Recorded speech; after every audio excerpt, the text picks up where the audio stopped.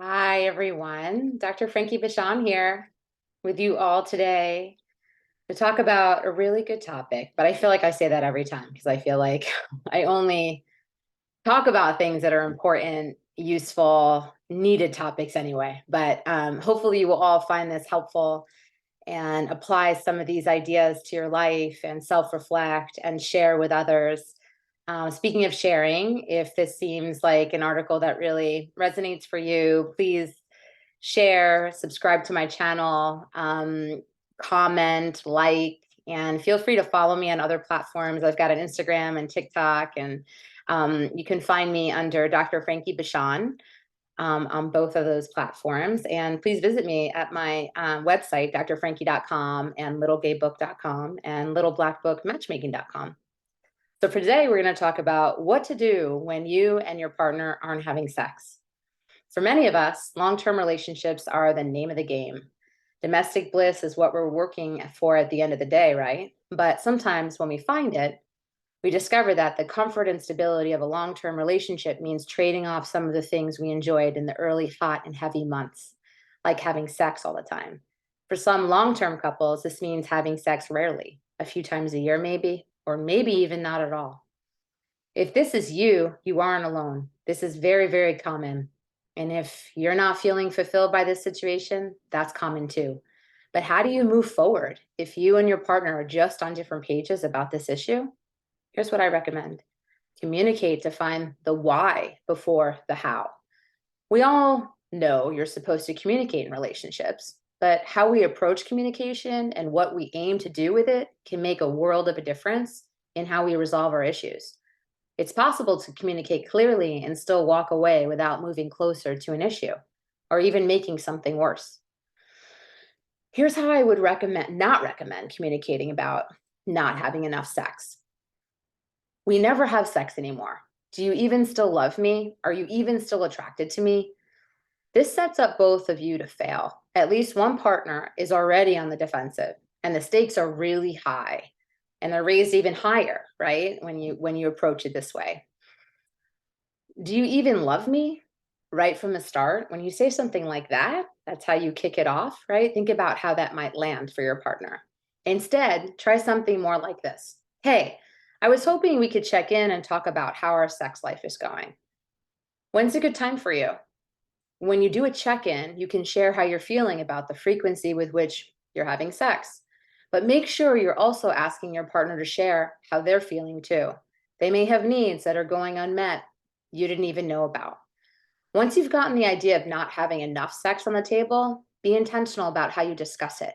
Instead of leaping right into trying to find a solution or asking your partner to commit to a different schedule, try stating clearly that you aren't looking to resolve it right now. Although it may seem counterintuitive, it can take a lot of pressure off. Instead, try asking more open-ended questions about how you and your partner are both feeling, about your relationship, and about sex. Your partner may share that they're having stressors or trauma around sex that you weren't even aware of. Or you may be able to come to realization about what's bothering you so much about this. That wouldn't have come up in a conversation designed to find an immediate solution. You may even find out that the sex you've been having isn't very good for your partner, which means this is a conversation you need to go into with an open mind and without defensiveness or accusations. Think about what sex means to you and what needs it meets. We often take it for granted that sex is universally desirable for reasons that don't need to be explained. And by all means, sex is fantastic. And you don't need to justify why you want it or enjoy it.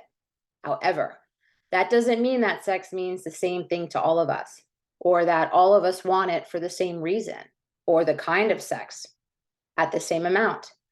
If you're the partner who wants to be having more sex than you are, think about why it's bothering you.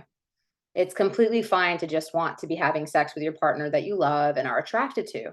But is there anything more there? Do you feel rejected, undesirable, or abandoned when you don't have sex? Do you feel less connected to your partner, less loved? How does your partner feel about sex? Do they have different associations with it? Are there any shared associations or experiences you can build a shared common ground from to work with? Experiment with non-sexual intimacy. Non-sexual intimacy could look like a range of things for you and your partner, many of which you probably already experience. I'll give you some examples. Making intentional time for a hug and a kiss at the start and the end of each day, or when you come home from work. Holding hands or giving a foot massage while watching TV or talking. Making a point of flirting or giving compliments on your partner's outfit or their body. Sending photos of yourself during the day and asking for them in return. Setting an alarm 10 minutes earlier than you need to get up in the morning to spend time cuddling before you get up. Finding opportunities for more physical touch during your shared day. Touching their lower back while your partner is doing dishes, or touching their arm while talking. These might sound like the things we do while in the early stages of dating, like flirting, basically. The point of doing this is twofold. First, it accomplishes the same thing flirting does when you first met someone and are crazy about them. It establishes that you're interested. It invites them to do the same, and it builds sexual connection and chemistry. Second, and perhaps most importantly, intentionally committing to non-sexual intimacy can also help build security, trust, and connection in your relationship. A lack of sex isn't necessarily a referendum on problems in your relationship, but improving security and connection elsewhere in your relationship can definitely have a positive impact on your sex life. We move toward our partners more easily when we feel safe and positive about them. And if sex has been feeling uncomfortable, scary, or vulnerable lately, we're more likely to take the risk to try it if we're feeling very comfortable and secure in our relationship. Brainstorm your options without judgment. Yes, without judgment. After trying these things, it's a good time to return to talking about finding solutions for this problem if you're still having it. Rather than just demanding your partner try having sex more often and try to get into wanting it, try coming to the table with an open mind and asking your partner to collaborate with you on possible ideas. Some partners like to try scheduling sex. Some people feel that they tend to experience responsive desire rather than spontaneous desire, and so would prefer that sex be initiated by the other person more often. If you find yourself frustrated by this process and hitting a dead end, the best next step may be to seek out a sex or relationship therapist.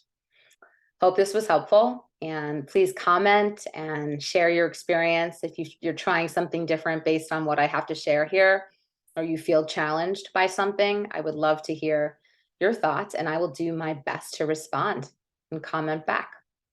Thank you all for tuning in. Big hugs. I'll see you next Thursday. Take care. Bye.